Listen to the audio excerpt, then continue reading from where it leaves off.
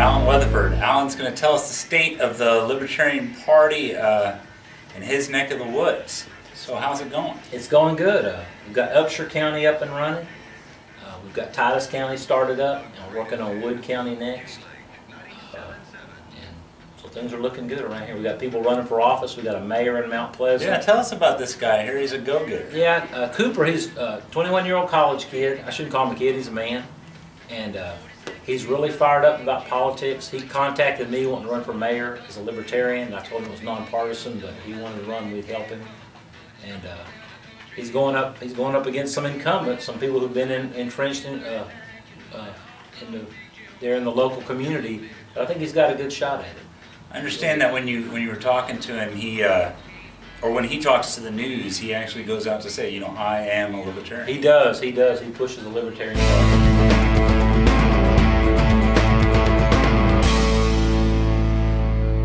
Alright, so we're in Mount Pleasant, Texas, talking to Cooper Caraway, who's running for mayor of Mount Pleasant. Yes, and how old are you? 20 years old. Good, good. So no drinking on the job? At this age, I'm very impatient.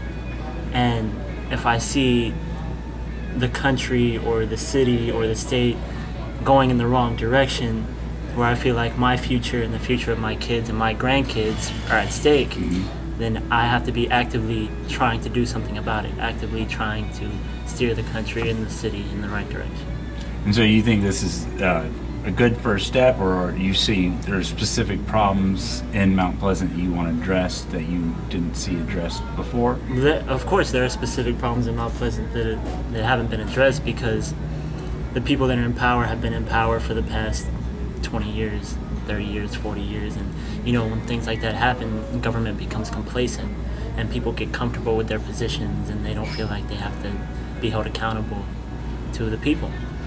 And so there are many specific problems in this city, but they're reflective of what's going on all around the country. And so Mount Pleasant would be a good stepping stone, would be a good starting point for a third-party system to be increased, a third-party revolution to start. You consider yourself a libertarian? Yes, sir. Know enough from speaking with Allen Weatherford to know that one of your hot-button issues is immigration. Yes, yes. And so, I like that. Why don't you tell me about what's kind of going on in Mount Pleasant? Well, Mount Pleasant has a very large Hispanic population. There's about 15,000 people in Mount Pleasant, and about a little over 6,000 of that is Hispanic. And a lot of times, especially recently in recent years, the federal government has targeted the Hispanic population, and there's a big, you know, Pilgrim's Pride is here. A lot of Hispanics come here to work. And I talked to Bo Pilgrim today. Right, did you? Yeah. Right.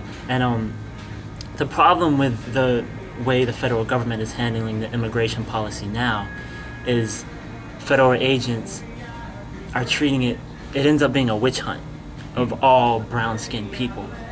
When, like Jim DeMint's plan to make it illegal for gay people to be teachers. That leads to a witch hunt, just like our federal immigration policy does.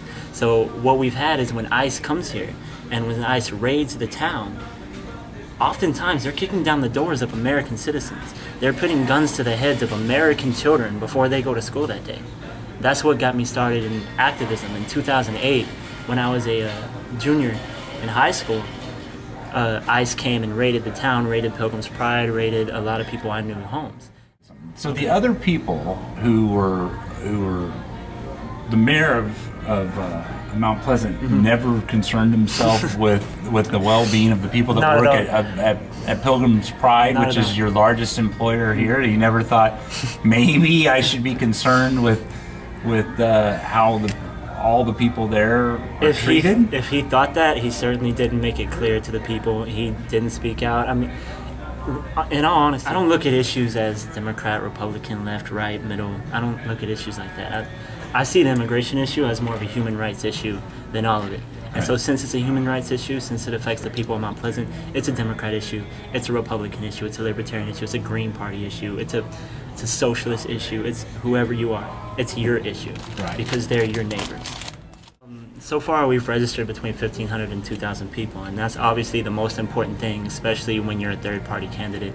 I know it's a nonpartisan election, but you're still a third-party candidate. You know, there's always parties are endorsed by certain people, right? So the most important thing for any third-party candidate or any non-Democrat or Republican candidate is to go door to door and get the support of the people.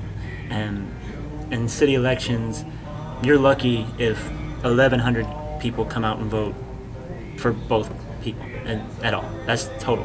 And so our goal has been to get between 1,500 and 2,500 people to vote for us. What we've done so far is we've gotten about 20 to 30 odd volunteers at a time, and they go out, they've been registering people for the past, I'd say, month and a half, 2 months. We've been working registering people, we've been deputized for the past 2 months.